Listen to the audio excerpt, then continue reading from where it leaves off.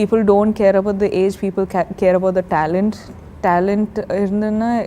it can so breaking news everyone, বাংলাদেশের এই কোটা আন্দোলন নিয়ে কিন্তু অবশেষে বাইরের দেশের যে নায়ক নায়িকারা বা হলিউড বলিউডের যে নায়ক নায়িকারা তারাও কিন্তু মুখ খুলতে বাধ্য হলেন, কারণ সবাই তো অনলাইনে এই ভিডিওগুলো দেখেই যাচ্ছে যে কীভাবে গণহারে ছাত্রছাত্রী বা সাধারণ জনগণকে মারা হচ্ছে। এটা দেখে কিন্তু কেউ আর টিকতে পারলেন না, মানে সহ্য করতে পারছেন না।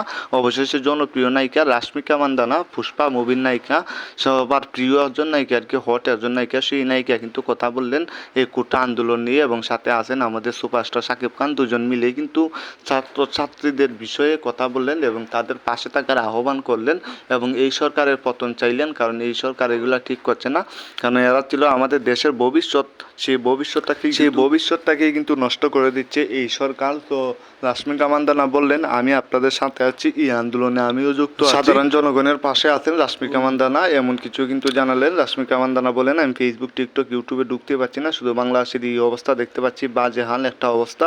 খুব শীঘ্রই এই সরকারকে পতন করা হবে, নতুন সরকারের নিয়োগ দেওয়া হবে, কারণ এইভাবে কিন্তু একটা দেশ চলতে পারে না। যারা দেশের ভবিষ্যৎ তাদেরকেই কিন্তু নষ্ট করে দেওয়া হচ্ছে বা এই সরকার নষ্ট করে দিচ্ছে, এমন কিছুই জানালেন। এবং শাকিব খানও বললেন যে আমিও আপনার পাশে আছি, আমরা কোটা আন্দোলনের বিরোধী করব এবং ফেসবুকে লাইভে হয়তো দুজন একসাথে আসবেন খুব শীঘ্রই।